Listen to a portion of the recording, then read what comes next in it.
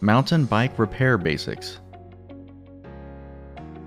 Clips from Austin Resource Recovery's Fix It at Home online repair series. Your chainring. This is a mountain bike, so it has 3 chain rings. It's got an outer, a middle, and then an inner. Road bikes typically only have 2. Cross bikes might have 3. And the size of the chain ring is dependent on the type of riding that you do. If you're doing a lot of really big hills, you want to have a fairly large distribution in the chain ring. A really, really big one, and then a really, really small one on the inner, and then kind of a mid-sized one for the middle chain ring. And I'll explain the rationale for that when we get to the back of the bike. But to clean the chain ring, you can use your fingers and just kind of move them back and forth like this, or you can just turn the crank and then bike steady. This one has a lot of dirt and grunge that's kind of worn into the individual teeth. As I said, this bike's been used a lot, so I didn't get a chance to clean it before the class here. So you're getting a good up close and personal as to what my personal bike looks like. So you can clean the frame. I like to clean my bike fairly often, especially after a wet, muddy ride. That's especially true. You want to turn the bike upside down if you get caught in the rain, or if you're on a muddy trail, because water can tend to get inside the frame and in through crevices you don't even know exist.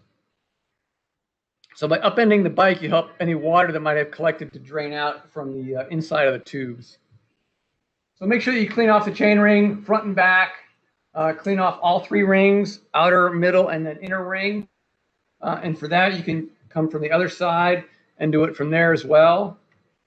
Now the front derailleur, we'll talk more about this in detail later. But you want to make sure you clean the derailleur inside and out. There's a series of springs. I don't know if you can see the movement there. There's a series of springs that help the chain move from the inner chain ring to the outer chain ring and back and forth.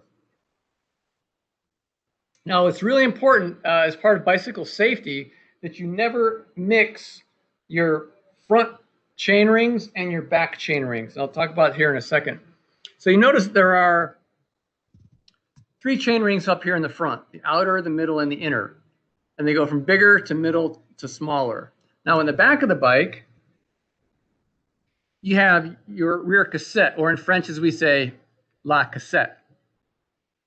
Yes, it's the same word. So you've got your individual cogs here. So you've got the small cogs here on the outside, and then you've got the big cogs here on the inside of the wheel, which is opposite to what you have up in the front.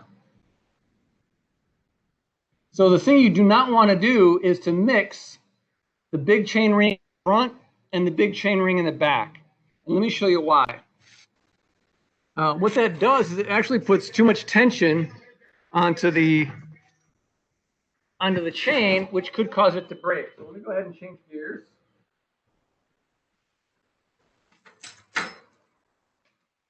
Okay, now I'm doing something that you're not supposed to do,